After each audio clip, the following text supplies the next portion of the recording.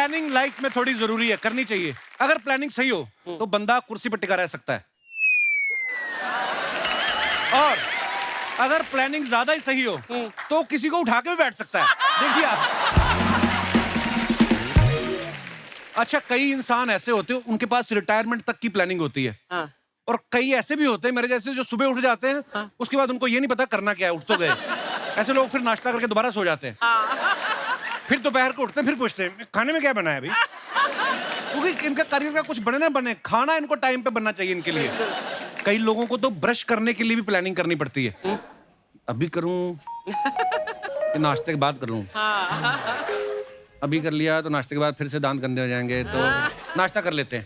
फिर ये नाश्ता कर लेते हैं, फिर सोचते हैं अब कर लूं, नाश्ता तो हो ही गया, क्या लंच के बाद तो कुल्ला कर लेता हूँ, लंच के बाद करता हूँ, क्योंकि लंच में बना मटन, तो मटन दांतों में फंसेगा तो उधर ब्रश लगेगा। तो कई इतनी प्लानिंग करते हैं। कभी कभी लगता है ना आदमी बड़ी गंभीर बात सोच रहा है, हम किसी को बैठते हैं ना देखते हैं, फॉर एग्जाम्पल ये शतरंज वाले जब खेल रहे होते हैं ऐसे ही बैठे ना,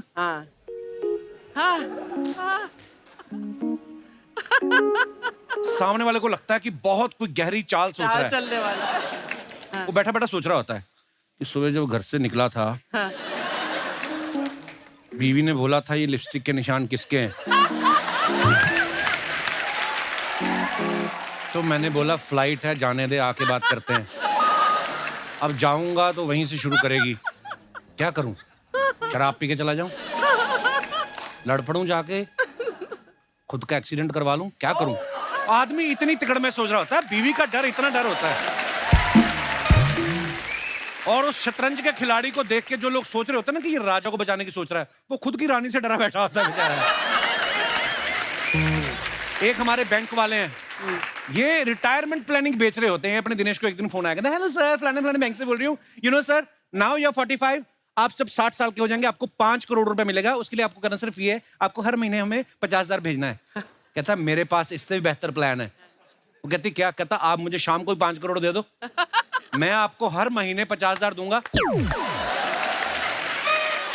वो कहती सर इसके लिए क्या करना होगा, कहता बस आपको यही करना है, आपको मुझे ढूंढना होगा मैं कहाँ हूं। और वो जो लड़की सर सर करके बात कर रही थी वो एकदम से गाली गलौज पे आ गई थी, रख भिखारी लुक्के, कहां से आ जाते हैं फोन उठाने। अच्छा लड़कों के करियर को लेके फ्यूचर प्लान बदलते रहते हैं। जब 5वीं 6ठी क्लास में 98% मार्क्स आ जाएं तो बच्चे सोचते हैं हम साइंटिस्ट बनेंगे, लेकिन अगले साल 98 के 89 रह जाते हैं, फिर वो डॉक्टर बनने की सोचने लगते हैं।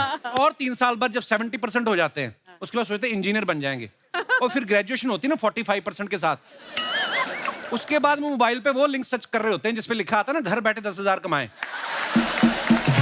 प्लानिंग बड़ी चेंज होती है हालात के हिसाब से। अच्छा जो बच्चे अच्छे नंबर से पास होते हैं वो तो रिजल्ट आते प्लानिंग करने लगते हैं किस कॉलेज में एडमिशन लेना है, और जिन बच्चों को पता होता है कि रिजल्ट खराब आएगा वो प्लानिंग करते हैं बाप की पिटाई से बचने की। वो सोचते हैं कि 4 बजे रिजल्ट आएगा, 3:45 बजे मामा के यहाँ चला जाता हूँ, वो तो खुद पड़ोसन के साथ पकड़ा गया, मुझे कुछ कहेगा भी नहीं।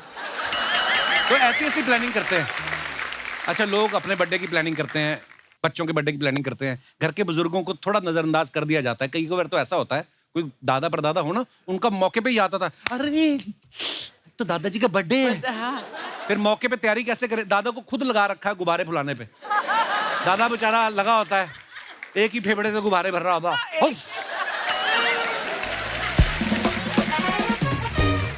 80 गुब्बारे फुला के ना बेचारे की हालत ऐसी हो जाती है, शाम को बोलते पापा जी मोमबत्ती फूंक मारो, अरे कमबख्तो सारी फूंक तो गुब्बारे में डाल दी, अब कहां से मारूं मोमबत्ती पे मैं।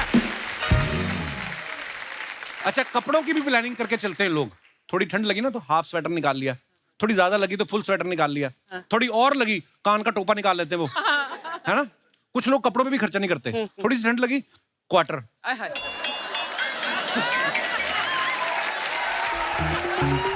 थोड़ी और लगी तो हाफ, और थोड़ी ज्यादा लगी तो खंबा। खंबा नहीं, आग भी सेकते हैं लोग हर बात पे।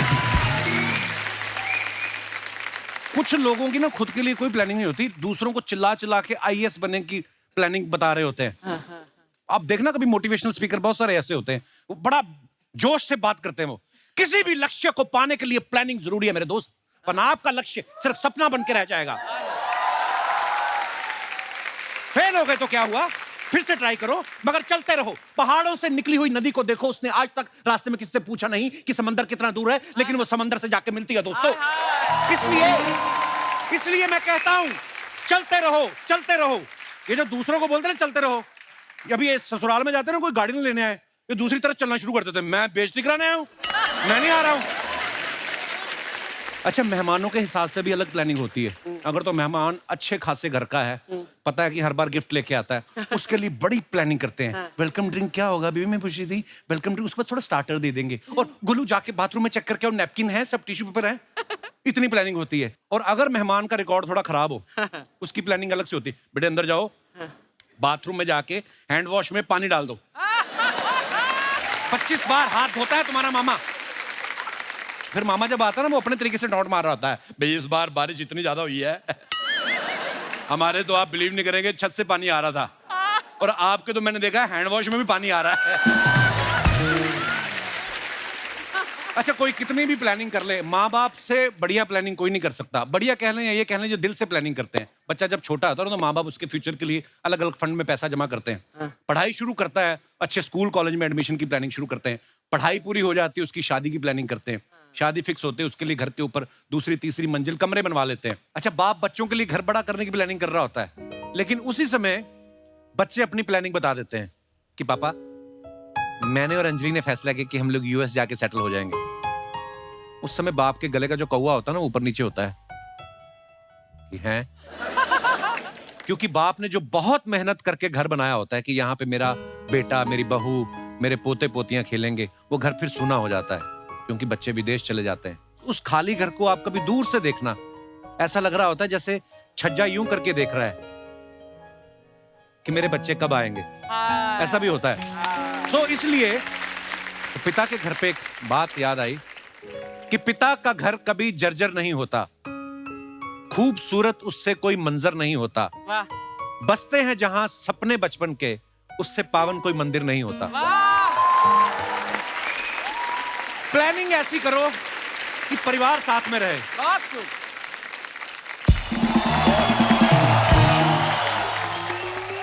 और जीजा क्या प्लानिंग कर रहे हो?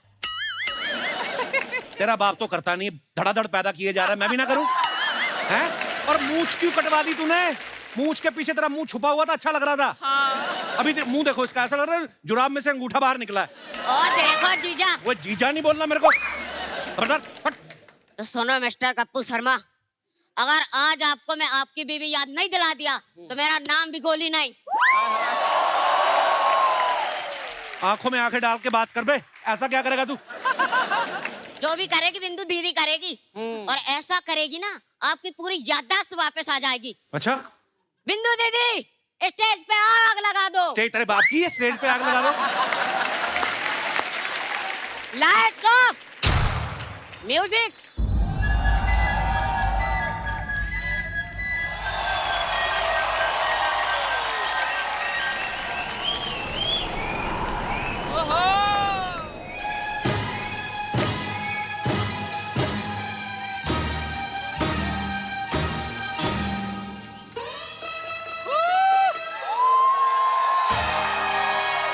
ओए, पंखा बंद कर। शर्मा जी, मैंने कहा आई लव यू। ये तूने कल भी कहा था। कुछ याद आया? बहन जी की बात बताओ। ये आपके खाने में कोई नशीली चीज गिर गई है या डेलिबरेटली कोई नशा करके आई हैं आप? हैं? ये क्या कर रही थी आप? हद हो गई है। शर्मा जी, मैं यहाँ इतनी कोशिश कर रही हूँ कि आपकी याददाश्त वापस आ जाए, और आप है कि अर्चना जी, तुमने फिल्मों में नहीं देखा है, हीरोइंस ऐसी तो हीरोज की याददाश्त वापस लाती हैं। अरे जैसे किशन कन्हैया में माधुरी गाना गाती है तो अनिल कपूर की याददाश्त वापस आती है।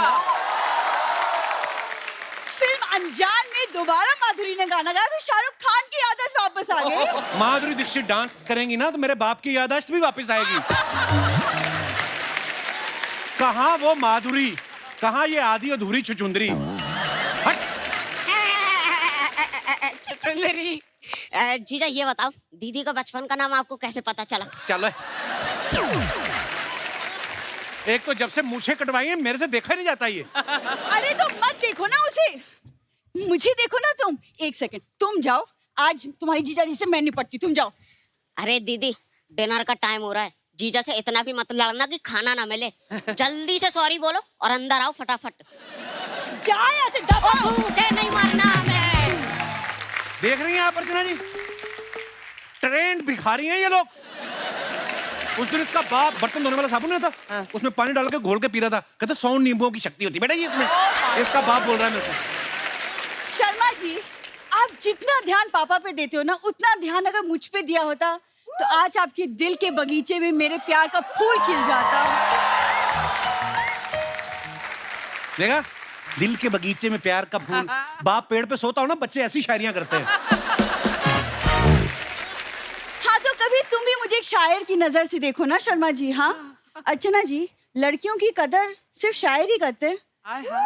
वो हमारे लिए कहते हैं, जो तुमको हो पसंद वही बात कहेंगे, जो तुमको हो पसंद वही बात कहेंगे, तुम दिन को रात कहो तो रात कहेंगे।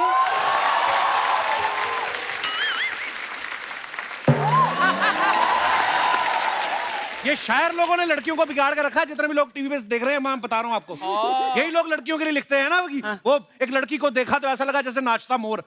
अरे मोर इज अ जेंट्स, मोर बेचारा जेंट्स है, तारीफ लड़की को मिल रही है। अरे लड़कों के लिए नाचता हुआ बागड़ बिल्ला लिख देते। एक लड़की को देखा ऐसा लगा जैसे शायर का ख्वाब। हम शायर को जुराब भी नहीं है। I don't be jealous Sharma ji, आप कुछ सीख लो ना शायरों से। क्या क्या मैंने को नहीं सीखना, झूठी तारीफ की जाती लड़कियों की। गुलाबी आंखें जो तेरी देखी शराबी ये दिल हो गया। आप सुनसान रास्ते पे जाओ, गुलाबी आंखों वाली लड़की मिल जाए ना, आदमी की चीखें निकल जाए। भूतनी भूतनी बोल के भागेगा वो। लड़कियों का जलवा है ही कुछ ऐसा, है ना? जलवा तो मुझे तेरा पता नहीं, तेरा हलवा मैंने देखा कल, इतना खराब हलवा मेरे से तो खाया नहीं गया। और जिस बिल्ली ने खाया उसका मुंह चिपक गया। वो बोलती इतना सा ही खोल दो, मैं स्ट्रॉ से दूध पी लूंगी। शर्मा जी, मुझे पता था आप ये वाली बातें ना बिल्कुल भी नहीं समझेंगे, इसीलिए मैंने आज यहाँ फिल्म इंडस्ट्री के गीतकारों को बुलाया है। आपकी जोरदार तालियों के बीच please welcome on stage mister Sameer Anjaan, mister Swaran Kirkire, mister Nilesh Mishra and mister Manoj Muntashir.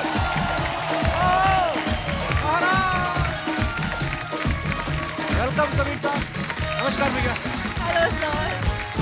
पहली बार मिले। Welcome welcome sir, welcome. जोरदार तालियां हमारे मेहमानों के लिए। सर, जैसे आप लोग को पता है, शायद नहीं पता हो, मैं बता देती हूँ। मेरे जो पति जी हैं यहाँ पे, शर्मा जी, इनकी ना याददाश्त चली गई है, तो ये भूल चुके कि मैं इनकी बीवी हूँ। तो इनको ना मैं याद हूँ ना मेरी खूबसूरती। अब खूबसूरती के बारे में आप लोगों से बेहतर और कौन जानता है, तो क्यों ना आप आज इनको कुछ सिखा दे। केवल मैं ही तारीफ नहीं करूंगा, मुझे पूरी उम्मीद है ये पूरी ऑडियंस वो गाएगी जो मैं तुम्हारे लिए गाऊंगा।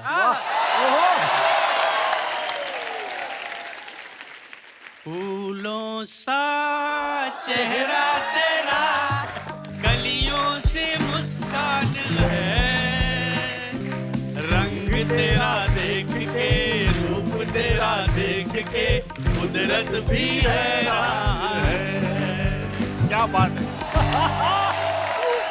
कि रूप तेरे देख के कुदरत भी हैरान है। कहने का मतलब तुम नॉर्मल इंसान नहीं लगती। सुमोना, कश्तियां मौज में, तूफान में लंगर डूबे। वाह क्या ऑडियंस है, ऐसी होनी चाहिए ऑडियंस। ये बड़े चालाक हैं, बहाने बहाने दूसरी लाइन सोच रहे हैं, पहली बोल दी। सोचना थोड़ी पड़ता है इतनी सुंदर लड़की के लिए। अच्छा हाँ अब जब घर जाएंगे हाँ। तब सोचना पड़ेगा आपको। कश्तियां मौज में, तूफान में लंगर डूबे, जो बचे थे वो किनारे पे पहुंचकर डूबे। मैं तो कतरा हूँ, नजर तुझसे मिलाता कैसे, ऐसी आंखें के समंदर डूबे। क्या बात है, वाह वाह वाह। खूबसूरत है ओहे। वो इतना, सहा नहीं जाता, हाय हाय। ऐसे हम खुद को रोक ले, रहा नहीं जाता। क्या बात है।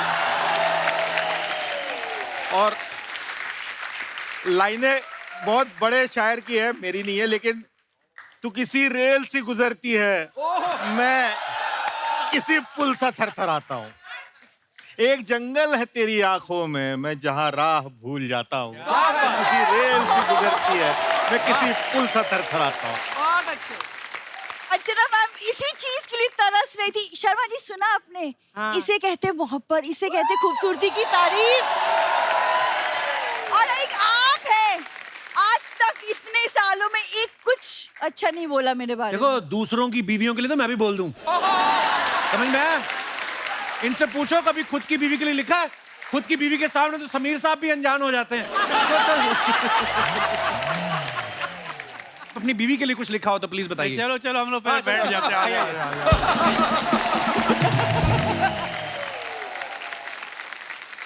शर्मा जी मैंने इन लोगों को खास बुलाया, कुछ तो आप सीख लीजिए, तब तक मैं इनके लिए चाय नाश्ता कुछ लेकर चाय आती हूँ। नाश्ता बाद आप में कुछ जाना, सीख- पहले मंदिर जाओ और अपने इसलिए अच्छी चप्पल लेके आओ। जाओ एक बार जोरदार तालियां हो जाए हमारे मेहमानों के लिए। आप सबको पता ही है कि आज के हमारे जो मेहमान हैं, इनका हमारी फिल्मों में कितना बड़ा योगदान है। इनकी कलम ना चले तो हीरो गा के हीरोइन को प्रपोज नहीं कर सकता, रूठ जाए तो मना नहीं सकता, बिछड़ जाए तो दिल का हाल नहीं बता सकता। मतलब हर सिचुएशन के लिए जो है वो गीतों की जरूरत होती है। कई बार तो गीत इतने अच्छे बन जाते हैं, प्रोड्यूसर बोलता है बीच में 8 सीन डालो, फिल्म बना दो। समीर साहब आपसे शुरुआत करता हूं। समीर साहब आप कितने शांत दिखते हैं, आप देखिए इनका धार्मिक चेहरा देख के ऐसा लगता है कि अभी मैं इनसे अगर पूछूं तो ये अगरबत्ती के 100 फायदे गिना देंगे। मतलब इतने मासूम है। लेकिन अगर आप इनके कुछ गाने ऐसे भी इन्होंने लिखे हैं कि सरकाए ले खटिया जाड़ा लगे, एक चुम्मा तो मुझको उधार दे दे, जोरा जोरी चने के खेत में। समीर साहब आपने बड़े कमाल कमाल के गाने लिखे हैं, पर जब इस तरीके के नोटी गाने लिखते हैं मेरे को ना डाउट होता है कि समीर साहब रियल लाइफ में आप नोटी हैं वैसे? कपिल शायर क्या है वो उसकी कविताओं में झलकता है। अच्छा। अभी अगर मैं कहूँ कि मैं बहुत शरीफ हूँ तो भी तुमको यकीन नहीं करना चाहिए क्योंकि मेरी कविताएं बोलती हैं। किसी बड़े मशहूर कवि की लाइन है जी समीर साहब कि बोलता हो चित्र हो संभव नहीं है। Pictures can't talk, right? बोलता हो चित्र हो संभव नहीं है, कवि हो सचरित्र हो संभव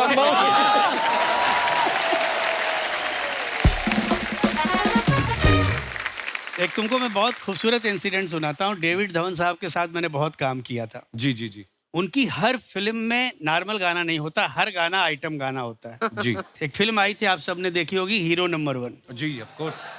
तो उन्होंने बोला कि यार एक सिचुएशन रोमांटिक, उसमें तू कोई गाना लिख दे। हमने बोला डेविड तू सिचुएशन तो बता फिर मैं गाना लिखूं। तो उनका जुमला था कि सिचुएशन गई तेल लगाने। अच्छा तू मुझे हिट गाना दे दे, सिचुएशन मैं निकाल लूंगा। मैंने मुखड़ा लिखा। हाँ, मुझे लगा था कि मुखड़ा इनको पसंद आएगा। मैंने कहा कि डेविड गाना सुपर हिट है मगर तेरी फिल्म में नहीं जाएगा। बोला यार मैं तेरे को शुरू से बोल रहा हूँ कि सिचुएशन गई, तू गाना सुना मुझे। वो गाना था कि मैं तुझको भगा लाया हूँ तेरे घर से, तेरे बाप के डर से। तो डेविड ने बोला नहीं गाना तो सुपर हिट है, गाना मुझे चाहिए। अरे मैंने बोला मगर तुम्हारी फिल्म में बाप है ही नहीं है। उसकी फिल्म में उसका दादा है वो। तो ये गाएगा कैसे? उसने कहा कि समीर तू आज का दिन याद रख, इतने सालों में अगर कभी तुझसे कोई पूछे कि आपने गाना कैसे लिख दिया, उसमें बाप तो था नहीं। जब गाना हिट होता है ना तो सारी चीज दरकिनार हो जाती है, केवल गाना चलता है। एक्चुअली अर्चना जी अभी क्या होता है कि 20-25 गानों पे हम जैसे लिरिसिस्ट का करियर बन जाता है। 6,500 के आसपास गाने सर ने लिखे। क्या बात है। So Guinness book of world record में सर का नाम है for writing the maximum number of songs ever. क्या बात है। अर्चना तो मेरे ख्याल से मेरी पहली फिल्म से गवाह है। एक फिल्म हम लोगों ने की थी, रिमेम्बर, अब आएगा मजा। अब आएगा मजा। फारूक शेख, अनीता आया राय। फिर? आया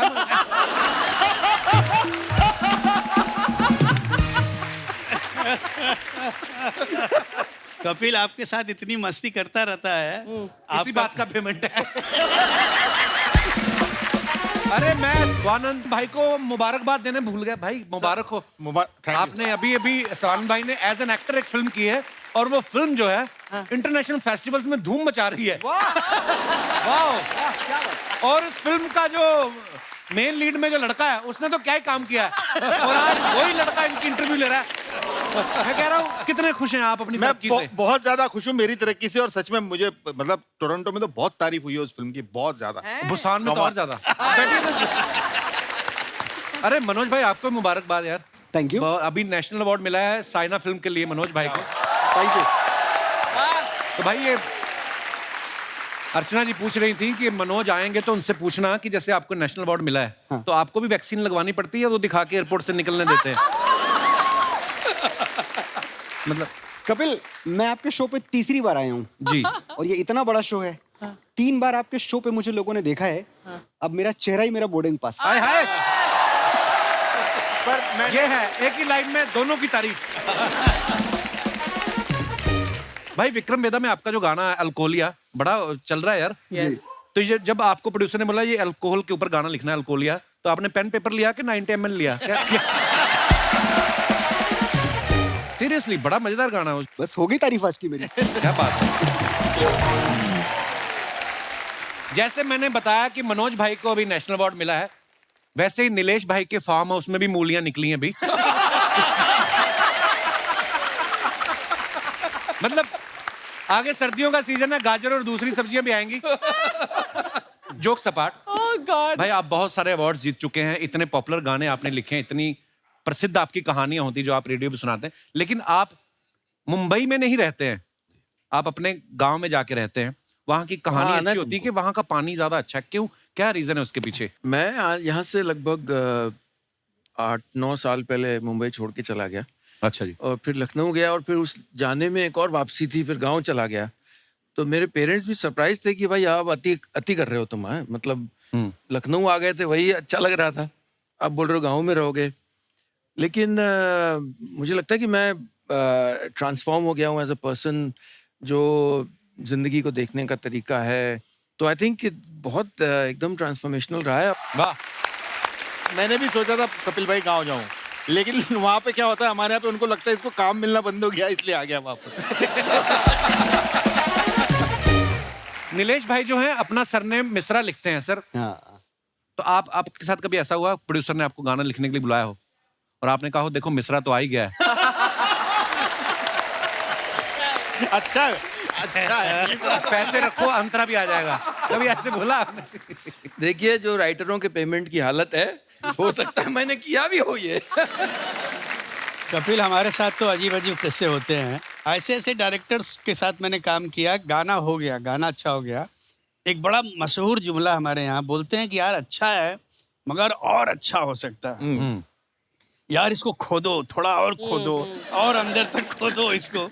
मैंने बोला इतना मत खुदवा कि तेरी कब्र उसमें बन जाए भाई। और इस तरह के हर गाने के पीछे कोई न कोई कहानी। मेरे डैडी का वो गाना खाई के पान बनारस वाला, मुझे पहली बार मैं बॉम्बे आया था तो मैं पापा के साथ गया रिकॉर्डिंग में। मुझे बहुत दिल था कि मैं किशोर दा को देखूं। अच्छा वाह। अच्छा अभी हम लोग बैठे हुए आ रहे हैं किशोर दा आ रहे हैं आ गए किशोर दा। तो पहले तो मैं देख के घबरा गया कि भाई अगर ये किशोर कुमार हैं तो मेरी इमेजिनेशन के बाहर। मुझे तो लगा यार सूटेड बूटेड कोई आदमी आएगा। उन्होंने पहना क्या था कपिल मालूम है? जी। चाइना सिल्क की लुंगी, चाइना सिल्क का कुर्ता। अच्छा जी। एक पाँव में अपना स्लीपर और एक पाँव में अपनी बीबी का। और उसके ऊपर सॉक्स पहने हुए थे। स्लीपर के ऊपर सॉक्स पहना हुआ आदमी मैंने आज तक अपनी जिंदगी में देखा। किशोर साहब जानबूझ के करते थे ना जान मस्ती। और आंख में काजल वाजल सुरमा उरमा लगा के आए। अब ये सीटिंग चल रही है, सारे लोग बैठे हुए, डायरेक्टर प्रोड्यूसर मैं। तो बोला हाँ जान लिखवा क्या गाना है। तो पापा ने लिखवाना शुरू किया कि दादा का रंग जमा हो चकाचक, फिर लो पान चबाए, वाह। ऐसा झटका लगे जिया पे पुनर्जन्म हो ही जाए। कलम रख दिया। उन्होंने बोला यार तू कहाँ कहाँ से शब्द ढूंढ के लाता है भाई, मैंने अपनी जिंदगी में चकाचक वर्ड नहीं सुना, मैं नहीं गाऊंगा। उन्होंने दादा पूरा गाना लिख लीजिए, उसके बाद मैं आपको चकाचक का भी मतलब बताऊंगा, आगे का भी मतलब बताऊंगा। बोला अच्छा लिखवा लिखवा लिखवा। फिर मुखड़ा आया कि खाई के पान बनारस वाला। फिर एकदम ब्लैंक लुक, खाई के क्यों? मैं खा के गाऊंगा, मैं खाई के गाऊंगा ही नहीं, तुम कुछ भी कर लो, मैं खाई के नहीं गाऊंगा। अरे बोले दादा लिख तो लो पूरा गाना। अच्छा लिख लिया। बोले अब बता।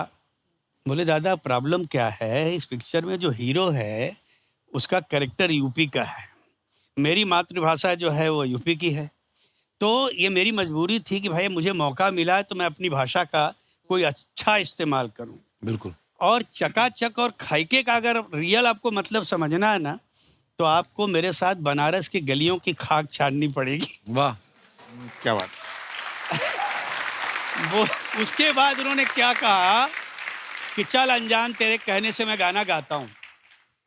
बाहर निकले, म्यूजिशियन बैठे हुए, बोलो देखो बंगड़ू, अगर किसी ने ओवर टाइम के चक्कर में गलत बजाया तो उससे आके यहाँ गाना गाना पड़ेगा। चल अब मैं गाता हूँ। पान मंगाओ, पिकदान मंगाओ, सब हंगामा करने के बाद मगर कपिल पहला टेका। वाह, हम लोग जब तक जाए उनको बधाई देने वहाँ पे, तब तक वो आदमी गायब। वाह, क्या बात है। ये किस्सा सुनाने के लिए धन्यवाद सर जी। आपको पता है स्वानंद सर की जो पहली फिल्म थी हजारों ख्वाहिशें ऐसी, उसमें ये बतौर एक्टर भी काम किया इन्होंने, एज ए एसोसिएट डायरेक्टर भी, लिरिसिस्ट भी, सिंगर भी। तो 1000 ख्वाहिशों में से 4 ख्वाहिशें तो आपकी तरफ पूरी हो गई। 4 तो पूरी हो गई। स्वानंद भाई, ये हजारों ख्वाहिशें ऐसी जो हैं, वो डायरेक्टर ने अपनी ख्वाहिश पूरी करने के लिए बनाई थी कि आपकी ख्वाहिशें? इतने वो सारे। अंत में ऐसे ही हो गया कि मेरी ख्वाहिशें पूरी हो गई उसमें, हाँ, क्योंकि वो काफी समय तक बनती रही फिल्म। अच्छा और सब लोग छोड़ छोड़ के भाग रहे थे, मैं ही बचा रह गया। मैंने कहा ठीक है रहो गुरु, यहाँ हो जाएगा कुछ ना कुछ। तो वो खेला हुआ और फिर उसके बाद हिस्ट्री है। फिर उस हजारों ख्वाहिशें ऐसी के बाद में फिर परिणीता, फिर लगे रहो मुन्ना भाई, फिर ये। वाह, क्या बात। एक तो मैं आपको बधाई दे दूं इस बात के लिए कि बहुत सारे शोज टेलीविजन पे बनते हैं, एक से एक बड़े अच्छे शोज बनते हैं, चाय कॉफी सब पिलाई जाती है, लेकिन शायद कपिल शर्मा का अकेला शो है जहां राइटर्स को, Writers गीतकारों आते हैं। को बुला के सम्मान दिया जाता है। अरे सर, आप ये आपका बड़प्पन है सर। मनोज भाई, आप खुद एक इतने अच्छे गीतकार हैं, आपके मन में ऐसा कुछ सवाल है जो आप समीर साहब से पूछना चाहते हैं? मैं समीर साहब से अगर कोई सवाल पूछूंगा तो वो ये पूछूंगा कि समीर साहब 6500 गाने टिके कैसे आप इतने देर तक? एक ऐसी इंडस्ट्री में अर्चना जी जहां होता क्या है कि एक कमरे में आप आए गाना सुनाने, लिरिक्स आप लेके आए। एक तो poetry is not something which needs explanation, समझने की चीज है। फिर भी आप गीत लेके आए हैं, आप देखते हैं कमरे में 10 लोग बैठे हैं, आप एक एक को थोड़ा देख रहे हैं। एक डिस्ट्रीब्यूटर है फिल्म का अक्सर हीरो भी आके बैठ जाता है, और प्रोड्यूसर बैठा हुआ है, डायरेक्टर बैठा हुआ है, प्रोड्यूसर की बीवी बैठी हुई है गोद में कुत्ता लेके। गाने से किसी का कोई लेना देना नहीं। आप लिरिक्स पढ़ना शुरू करते हैं, चौथी लाइन पे टॉमी करता है कूं। और गाना रिजेक्ट। गाना इसलिए रिजेक्ट हो गया क्योंकि मजा नहीं आया, माहौल नहीं बना। माहौल उस कुत्ते की वजह से नहीं बना। मैं तो सुना ही रहा था। समीर साहब, ऐसे में 6500 गाने, क्या करामात है? सच ये है मनोज कि मैं केवल एक ही काम करने आया था और आज तक वही काम कर रहा हूँ बेटा। मतलब सफलता का और कोई दूसरा विकल्प है ही नहीं है, केवल काम के अलावा। नहीं, लेकिन समीर साहब आपने जिस तरह से अपने आप को रिलेवेंट रखा है, उस जमाने से इस जमाने से इस जमाने तक, जिस तरह से आप जिंदगी से लोगों से जुड़े हुए हैं, वो काबिल तारीफ। मतलब क्या बात है।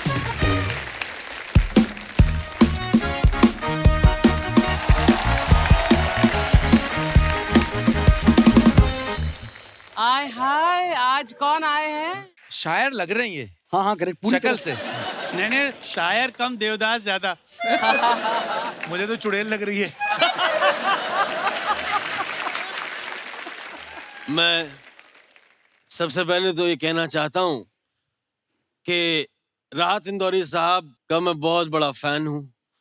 उनके शेर भी मैंने चुराए हैं, उनका थोड़ा अंदाज भी चुराया है, तो अपना भी घर चल जाता है।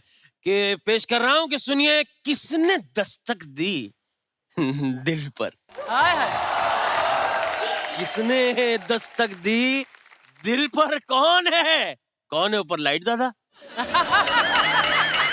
किसने दस्तक दी? ये दिल पर कौन है? आप तो अंदर हैं, बाहर कौन है? अरे बाहर आप लोग हैं। सर जाओ बहुत बड़ा फैन हूं मैं आपका। ये हमारे मोहल्ले के स्ट्रगलिंग शायर हैं सर। इनका नाम है सागर पगलेटू साहब। अरे वाह वाह। ये आपने खुद स्टाइल बनाया कि पंखे में आ गया था मुंह आपका? नहीं, ये चुड़ैल बन के क्यों घूम रहे हैं आप? चुड़ैल नहीं हूं मैं। अरे मैं चुड़ैल नहीं हूँ, मैं इंसान का साया हूँ। चुड़ैल नहीं हूँ मैं इंसान का साया हूँ। इनके लिए मैं 2 साल बाद नहा कर आया। वाह वाह वाह वाह वाह वाह। साहब आप लोगों का मैं बहुत बड़ा फैन हूँ, तहे दिल से आप लोगों का बहुत बहुत धन्यवाद। साहब बहुत पसंद करता हूँ मैं आपका काम। इस पे एक शेर अर्ज कर रहा हूँ।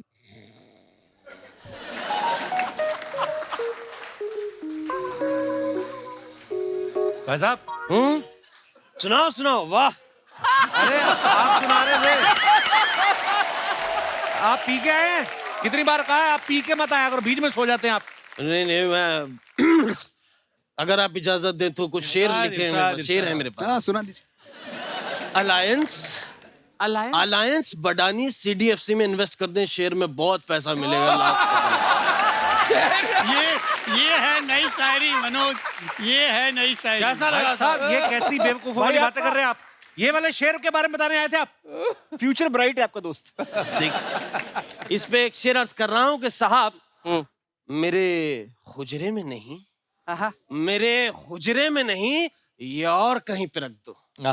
मेरे हुजरे में नहीं, मेरे कप्पू मेरे हुजरे में नहीं, ये और कहीं पे रख दो। आप दूध लाओ, ले आओ, फ्रिज में रख दो।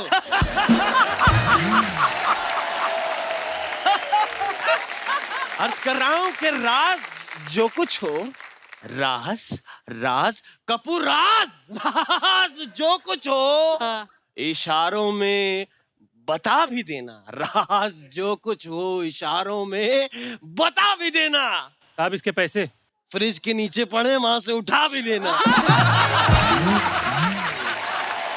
इधर बैठिए आप।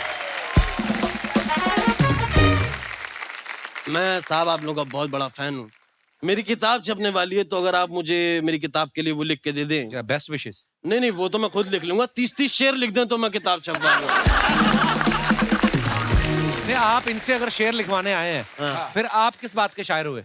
भाई हम शायर हैं, बातों से शायर नहीं होते जनाब। अच्छा, वाह। बातों से शायर नहीं होते, बातों की बतंगड़ होते हैं। वाह। देखिए अगर आपकी तवज्जो मेरी तरफ नहीं हुई तो मेरा पता नहीं मैं कब अच्छा शेर कह दूं। जरा तवज्जो रखिएगा बहुत अच्छे। कि बातों के शेर नहीं होते, बातों के बतंगड़ होते हैं। इसी से मुझे एक दर्द भरी शायरी याद आ रही है, क्योंकि ये वाली नहीं बन रही मेरे से। आप इंदौर। तो मैं आपको एक अपनी पर्सनल एक दर्द भरी शायरी सुनाता हूँ कि दाद, खाज, खुजली, कि सुनिए कि सुनिए कि दाद, खाज, खुजली, दौरे क्या क्या है, मुझे सब हो चुका है, इसका इलाज क्या क्या है। ओह गॉड। मैं आपको बताऊं, आप नहाते हुए ना पूरे गीले पानी के साथ नहाना है। बिल्कुल। उसके बाद बिजली की तार पकड़नी 3 टाइम। उससे आपकी ये प्रॉब्लम ठीक हो जाएगी। आप ये भूल रहे हैं जनाब क्या? कि आप मेरी तौहीन कर रहे हैं। साहब आपको मैं एक बात बताता हूँ।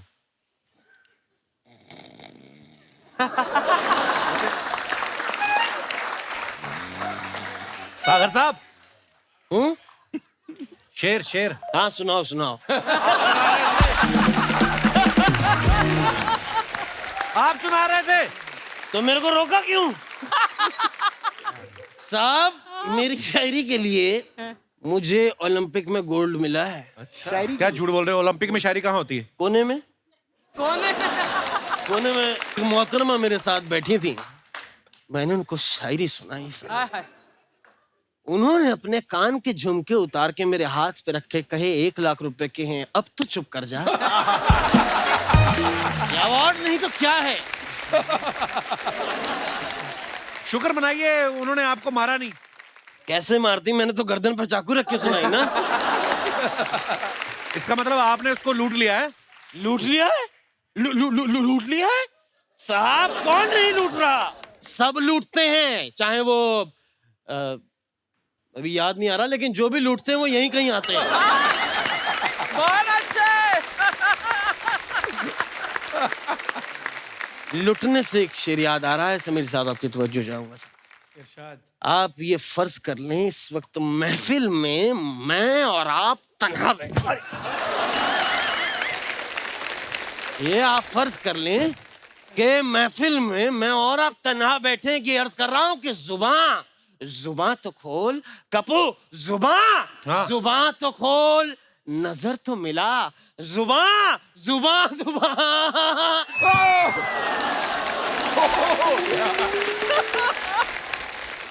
अर्ज कर रहा हूं कि जुबान तो खोल, नजर तो मिला, आवाज तो दे, मैं कितनी बार लुटाऊं जिंदगी, हिसाब तो दे।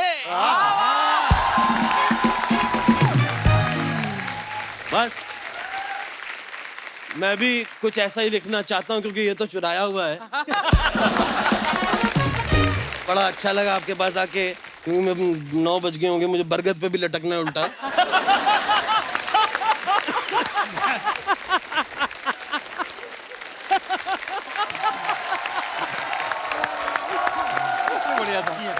बहुत सही था। अगर शायरी का मजा आया हो तो ये मेरा एड्रेस है, इस पे 3 साल का राशन भिजवा दीजिएगा। सर आप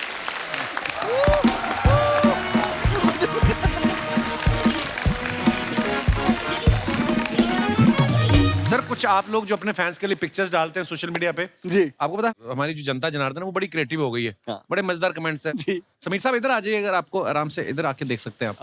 ये तो मेरा ये ही पहली फोटो जो है ये मनोज मुंतशिर साहब ने डाली है और लिखा है कि हिंदी और हिंदी के कवि को कोई कमजोर समझने की गलती ना करे, अब हिंदी कविता प्राइवेट जेट्स में उड़ती है। वाह वाह वाह। वाह, बहुत अच्छी बात है। कमेंट्स पढ़ते हैं, आइए। कवि तो आप तगड़े हो महाराज, लेकिन प्लेन मुझे जरूर कमजोर लग रहा है। कमाल और है। दिखाइए। सर, उड़ने से पहले दाएं हाथ वाला टायर चेक कर लेना, हवा कम लग रही है। रिप्लाई भी आया। सर, डिटर्जेंट का पानी हो तो अभी डाल के देख लो, बुलबुले निकले तो पंक्चर है। और किसी ने रिप्लाई लिखा उसको, टायर से कुछ नहीं होता, उन्हें कौन सा सड़क से जाना है। सही बात। और दिखाइए आगे। संगीत का कोई अपना देश, अपना धर्म, अपना जात नहीं होती, संगीत ही वो धरोहर है जिस पे पूरी दुनिया का हक है। आप सबको वर्ल्ड म्यूजिक डे की शुभकामनाएं। बहुत बहुत खूबसूरत लिखा इसमें। दिखाइए नीचे कमेंट्स। ये उस मच्छर को ढूंढ रहे हैं जो इन्हें परेशान कर रहा है। फोटो में ये जितने चिड़चिड़े दिख रहे हैं उतने हैं नहीं, इन्होंने अपने ही गाने का रीमिक्स सुन लिया है। और दिखाइए। आपका ये फोटो देख के मुझे मेरे कॉल सेंटर वाले दिनों की याद आ गई। फर्क ये है आप गाने सुन रहे हैं, मैं गालियां सुनता था। क्या सोचते हैं लोग यार, कमाल है। और दिखाइए। स्वानंद भाई साहब की ये पिक्चर है। कमेंट्स दिखाइए नीचे। सर जी, आप तो अच्छे गाने लिख रहे थे, ये ब्रेड और काजू बेचने की क्या जरूरत पड़ गई? आप दिव्यांका जी को छोड़ के नोट देख रहे हो, लगता है आपकी जरूरतें ज्यादा हैं। और दिखाइए। सर, ये 10 का नोट ही है, ज्यादा देखने से 100 का नहीं हो जाएगा। 10 के नोट पे इतना देख रहे हो, 500 का होता तो रिजर्व बैंक चले जाते। और दिखाइए। अच्छा, मिश्रा जी ने फोटो डाला है, हैप्पी संडे आफ्टरनून, गाँव में लाइफ है एट भाई। स्लो। ये देखो गांव के मजे। मेरे को सच्ची में अपना अमृतसर याद आ गया। दिखाइए नीचे कमेंट्स। सर आप अपनी मर्जी से बाहर सो रहे हो या मेहमान ज्यादा आए हुए हैं? भाई रात में बाहर मत सोना, भूतनी पकड़ लेती है। किसी ने रिप्लाई किया, उसी चक्कर में ये सब सो रहे हैं। और दिखाइए। इतने सुकून से तो बंदा दो ही स्थिति में सो सकता है, जब काम हो गया हो या कोई काम ना हो। सही बोला ना, गाँव जाएंगे अगले काम खत्म। ये इसलिए लेटे हैं ताकि कोई इनकी खाट खड़ी ना कर दे। अच्छा है। और दिखाइए। वैसे तो मैं काफी प्रोफेशनल हूँ, लेकिन अचानक फ्लोर पर चाय और मठरी आ गई तो मैंने चलती हुई शूटिंग रुकवा दी। आप चाय के लिए क्या क्या कर सकते हैं, लिख के बताइए। दिखाइए जरा नीचे कमेंट्स।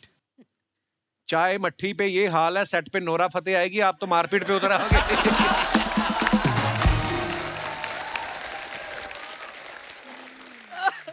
मैं तो एक बार चाय के चक्कर में शादी के लिए लड़की देखने चला गया था। किसी ने उसको रिप्लाई किया, मैं दावे से कह सकता हूं तुझे ना चाय मिली होगी ना लड़की। और दिखाइए। आपने तो शूटिंग ही रुकवाई, मैंने चाय के लिए ट्रेन रुकवा दी थी, बड़ी मुश्किल से जमानत हुई। आप कब छूटे?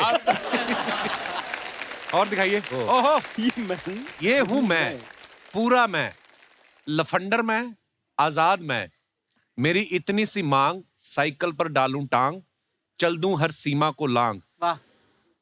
इकल्ला मैं, धड़ल्ला मैं, बिलंदर मैं, आजाद। बिलंदर का मतलब क्या होता है भाई? पता नहीं।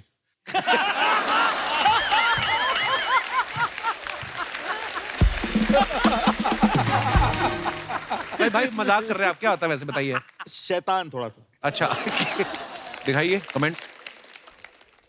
ओ हाँ तू, पूरा तू, चप्पल में तू, साइकिल में तू, बीच पे तू, फोटो पे तू, तू भी तू, मैं भी तू, तू तू तू तू तू तारा, चश्मा ना गिर जाए तुम्हारा, मेरा हो गया अब बोल तू।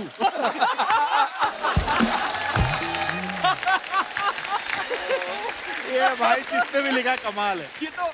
और दिखाइए। आपकी सादगी के क्या कहने, इतने प्रसिद्ध होने के बाद भी आप सवानंद हैं। लोग तो 2 कविता लिख के 1.5 नंद हो जाते हैं। कहता मैं तो एक पौने नंद को भी जानता हूं। और दिखाइए आगे। वाह। रोज खाओ अंगूर, डॉक्टर रहे दूर। I am not an apple fan, so change the proverb, an apple a day keep doctor away, which is your favourite fruit and why. दिखाइए मनोज भाई की फोटो, नीचे कमेंट्स देखते हैं क्या है। इन्हें आधा गुच्छा खा के याद आया, फोटो भी खिंचानी है। सर मेरा फेवरेट फ्रूट भी अंगूर है, क्योंकि हमारे परिवार में 27 लोग हैं। सब में आराम से बढ़ जाता है, किसी के साथ अन्याय नहीं होता। यार ये जबरदस्त है, क्या जबरदस्त है। दिखाइए। और वाह सर मुबारक। वैसे तो सब डिग्रियों को समीर साहब मिले हैं। मुझे ये लगता है आपने जितना काम किया है, so proud of you sir. जी नीचे कमेंट्स पढ़ते हैं। माफ करना सर, मैं पढ़ा लिखा नहीं हूं, आप क्या जूडो कराटे में पास हुए?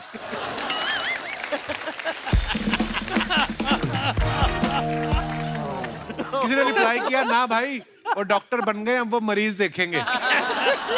दिखाइए। और क्या बोलते हैं लोग। लगता है रूम का एसी तेज है, सबने ओवरकोट पहन रखे। और दिखाइए आगे। ओ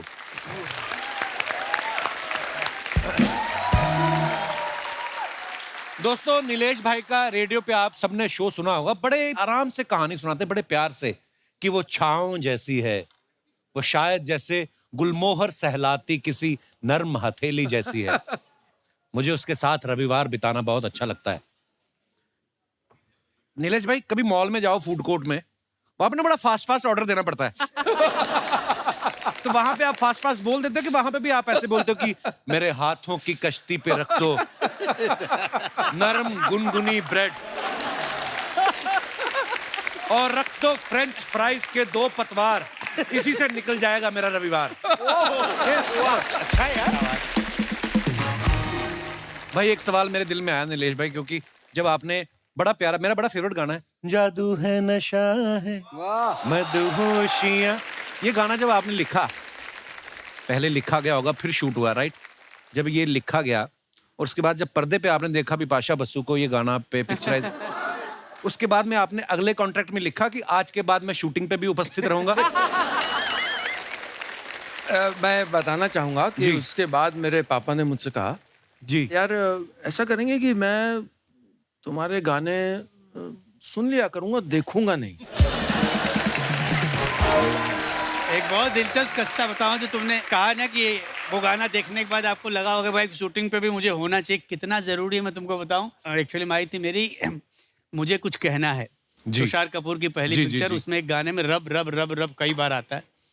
लकली मैं किसी और फिल्म की शूटिंग के लिए गया था चेन्नई।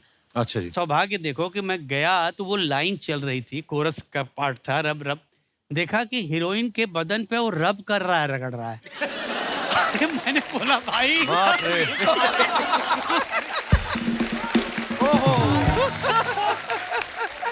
ये कौन सा रब है भाई? अरे सर सॉरी सर, हमको तो लगा कि ये वही रब है। अरे हमने बोला मेरा एक गीत है बाबूरामन देखने चला एक सपना, जो मेरा पहला गीत है। उसके बारे में एक महिला मेरे से बात करने आई, कहती सर ये बाबूरामन कौन है?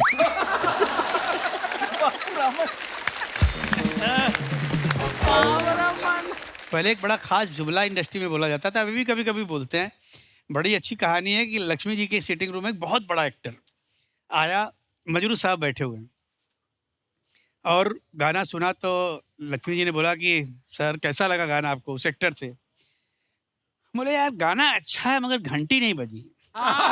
यस यस यस यस, घंटी नहीं बजी, करेक्ट। ये मैंने भी और सुना है किसके meeting सामने में, बोल correct, दिया? मजरू correct। साहब के सामने। अच्छा। उन्होंने बोला हाँ हाँ, एक मिनट इनको बोलो कि बजेगी कैसे, इनके पास होगी तो बजेगी ना। बोले अगली बार बोलो जब सिटिंग रूम में आए हैं तो एक घंटा लेके आएंगे, वो भी बजेगा।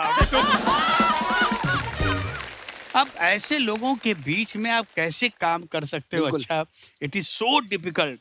कंपोजर्स के साथ सब अपने मित्र हैं, तो पहले तो था कि आप, एक होता है मीटर में लिखें कि आपने इतनी मात्रा में लिखना है, तो वो आगे न जाए उसके, बेडौल न हो आपकी लाइन। फिर एक शब्द आया स्कैनिंग। हाँ, तो स्कैनिंग मतलब है कि उन्होंने जैसे डा डा डा डा डा डा डा डा डा डा डा डा डा, तो मैं ये नहीं लिख सकता हूँ कि तुम जो कहो तो सितारों को सजा दूं मैं। एग्जाम्पल, ये स्कैनिंग करेक्ट नहीं है, वो तोड़ना है उसको। तो फिर लिखा मैंने कि क्यों आज कल नींद कम ख्वाब ज्यादा है। क्या ब्यूटीफुल सॉन्ग है पर सर। क्या अच्छा लिखा था यार, वाह। एक और चीज है सर, सर ये एंड में ना अगर ऊ साउंड आ जाए, वो आ जाए, वो आ जाए। वो कौन निकालेगा? और क्यों निकालेगा? राइटर ही sound आ निकालेगा और कौन निकालेगा? तो अब आप क्या करो यार? आप बैठे हो, नीलेश भाई, लेकिन इसके बावजूद जब गाने ऑडियंस तक पहुंचते और ऑडियंस उनको पसंद करती है, और आपने उसमें भी कमाल किया। वाह। मतलब लेट अस से दैट।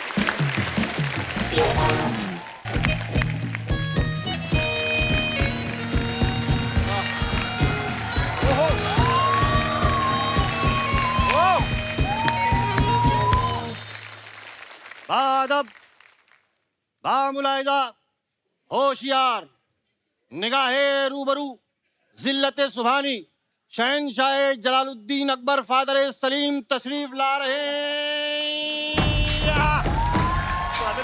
वाह वाह, कपिला सल्तनत में आके बड़ी खुशी हो रही है हमें। क्या बात है, राजकुमारी अर्चना। लेकिन साहबजादे, आपको जरा सी भी शर्म नहीं आई? यहाँ पर इतने ज़हीन लोगों के सामने आप अपने अब्बा हुजूर का नाम ले रहे हैं। तो हमने कौन सा आपका नाम किसी घोटाले में ले लिया? हम बाकायदा आपकी इज्जत अफजाई कर रहे हैं, आपको आदर दे रहे हैं। हम आपको बताएं, रातों को जब हमें ठंड लगती है ये हमें चादर नहीं देते, लेकिन यहाँ पर आदर दे रहे हैं। ये गलत बात है अब्बा हुजूर, हम आपको चादर देते हैं लेकिन आप उसको रुमाल बना के पसीना पोंछ के साइड में कल्टी कर देते हैं। आप को सिखा रहे हैं आप? बाप ने क्या सिखाया हमको? हमने खुद उर्दू पाकीज़ा देख देख के सीखी, रिपीट टेलीकास्ट। ये बात सही है।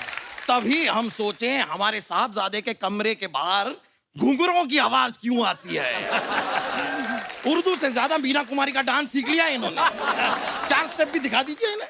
अब्बा हुजूर, I am sorry. You better be. बहरहाल इतने ज़हीन लोग आए हुए हैं, हमारा तारुफ तो करवाइए। ये हमारे फादर आजम है। फादर इनके दाहिने पैर में रोड है, पीठ में फोड़ा निकला हुआ है। तारुफ है। बस इतना ही क्यों बता रहे हैं? फिर पूरा बताइए कि हमारे अक्कल दाढ़ में कीड़ा है, ये भी बताइए। फादर आजम, दाढ़ में कीड़ा गंदा लगता है। अब पीठ का फोड़ा अच्छा लगता है। बाप का फोड़ा दिखा रहे हैं आप। ठीक है, हमारे फादर का फोड़ा अच्छा हो गया है। नहीं, कुछ बताने की जरूरत नहीं है, हम अपना तारुफ खुद दे देते हैं। हम हैं बादशाह अकबर, ये तो आप समझ ही गए होंगे। और ये है हमारे इकलौते बेटे सलीम। इकलौते? आपने 10 कैलेंडर छापे थे, 10 बच्चे हैं आप। हाँ, इकलौते। अरे लेकिन जंग से तो सिर्फ इकलौटे। देख रहे हैं हमने जोक किया है। इकलौटे इसलिए इकलौते, बाकी के कहां गए पता नहीं। सुभान अल्लाह। आपको देख के लग रहा है एक होने भी वाला है। बादशाह सलामत, जान की खैरियत चाहता हूँ। मुआफ करते हैं हम आप। मुआफ। खैर, तो हमारा तारुफ तो हो गया, मेहमानों का तारुफ जरा हमसे करवाइए। ये सल्तनते बॉलीवुड के अजीम और शान शाही लोग हैं। ये मनोज जी हैं। अच्छा, ये मनोज जी की काबिलियत है कि ये जो है रैपर घराने के बादशाह के साथ एक रियलिटी शो जज कर रहे हैं। क्या? रैपर घराने के बादशाह? जी भाई, ये बादशाह हैं या टॉफी हैं? रैपर में क्यों घूम रहे हैं? अब्बा हुजूर, आपसे बहुत बार कहा है कि बीरबल के साथ मत घुमा करिए। बहुत वाहियात चुटकुले मार रहे हैं आप। देखिए अब्बा हुजूर, ये बहुत बड़े कलमकार हैं, ये बहुत बड़े लेखक हैं। अच्छा, लेखक हैं आप। तो दुश्मन देश के लिए एक फरमान लिख दीजिए प्लीज। ये गाने लिखते हैं। अच्छा, तो फरमान आप राइमिंग में लिख दीजिए फिर। अब्बा हुजूर, ये फिल्मों में गाने लिखते हैं। नहीं, हमने आपको किसी भी फिल्म में गाना लिखते हुए तो नहीं देखा। लेकिन आप लोगों को देखकर बड़ी खुशी हो रही है। हम आप लोगों को कुछ देना चाहेंगे, आप ना नहीं कहेंगे। नहीं, अनारकली देंगे हमको। अब्बा हुजूर, कोई कनीज तो आई नहीं। नहीं, कोई नहीं आएगा, हम आपको शाबाशी दे रहे हैं। Well done. खैर, इनके लिए जरा कुछ शाही पनीर, शाही मुर्ग मसल्लम पेश किया जाए। ये बाकड़े से खुद वड़ा पाव ठूस के आ रहे हैं। इनके लिए शाही पनीर मुसल्लम पेश किया जाए। हमारे सारे पर्सनल इश्यूज यहाँ पे डिस्कस करने की जरूरत नहीं है। ठीक है, आई एम सॉरी अब्बा हुजूर। You better be, you should be. छोड़िए अब्बा हुजूर, ये मुझसे कहते हैं कि तुम्हारी नजर जहां तक पड़े वहां तक हमारी सल्तनत है। ऐसा बोलने के बाद दीवार के सामने खड़ा कर देते हैं। कौन सी सल्तनत हम देखेंगे अब्बा हुजूर? क्या बात कर रहे हैं? बहुत बढ़िया, क्या बात। वाह, ये आप सबके सामने हमारी बेइज्जती कर रहे हैं। आज के बाद हमें अब्बा मत कहिएगा। ठीक है अकबर भाई, जाने दो, वांदा नहीं। सीधा अकबर भाई। सॉरी अब्बा हुजूर, वो लोग। You better be sorry. Sorry. मैं बता रहा हूँ, ये ऐसा ही करते हैं। इनके पास मंत्रियों ने पूछा कि बादशाह सलामत बताइए कि भ्रष्टाचार कैसे कम करें, तो कहते हैं भ्रष्टाचार 3 कर दो। ये फनी है। भ्रष्टाचार कम कैसे करें? भ्रष्टाचार 3 कर। भ्रष्टाचार मानना पड़ेगा, ये फनी है। एक मिनट अकबर साहब, एक बात बताइए, आप लोग यहाँ पे आए क्यों हैं? हम समीर साहब से मिलने आए हैं। आपको शायद पता नहीं होगा, लेकिन आपकी वजह से हमारी अनारकली, हमारी मतलब हमारी रियासत की, हमारी सल्तनत की अनारकली जो काफी बिगड़ गई है। कैसे?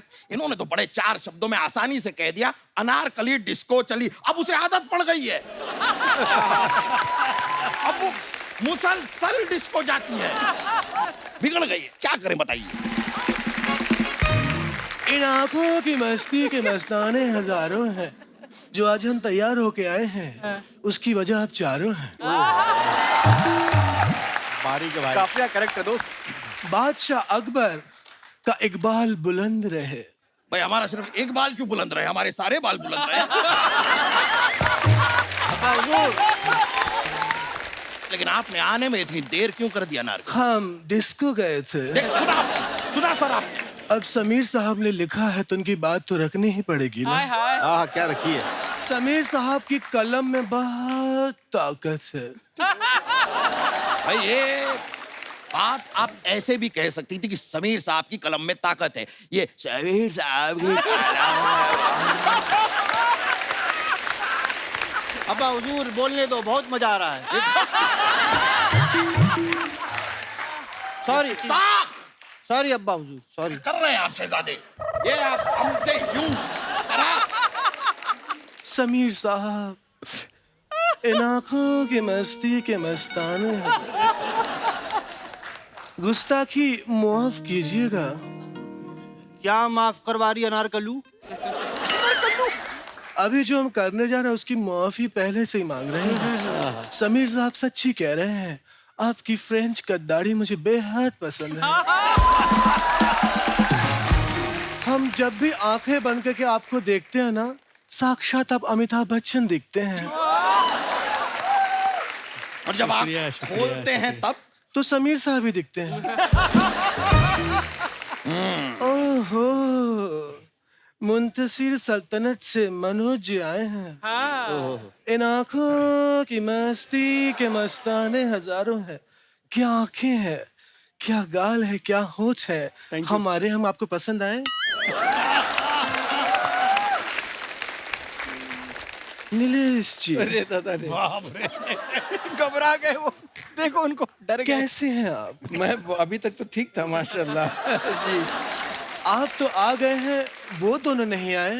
कौन वो दोनों? रदीफ और काफिया। क्योंकि मिश्रा जी तो ऑलरेडी हैं यहाँ पे। नीलेश जी, आपका प्रोग्राम हम बहुत सुनते हैं।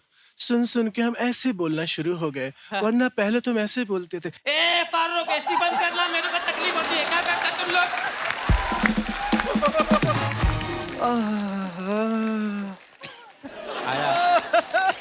आप हमसे बातें क्यों नहीं कर रहे हैं?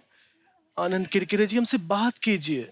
अनारकली हमसे बात करिए। आप हमारा मजाक किरकिरे क्यों कर रहे हैं? समीर साहब, हम आपसे वंस अगेन खफा हैं। क्यों? आपने गाना लिखा अनारकली डिस्को चली, हम डिस्को जा जा के पक चुके हैं। आप ये लिखिए अनारकली पेरिस चली, अनारकली मालदीव चली। मालदीव्स क्यों चली? वहां जाके हम नए नए रील्स बनाएंगे।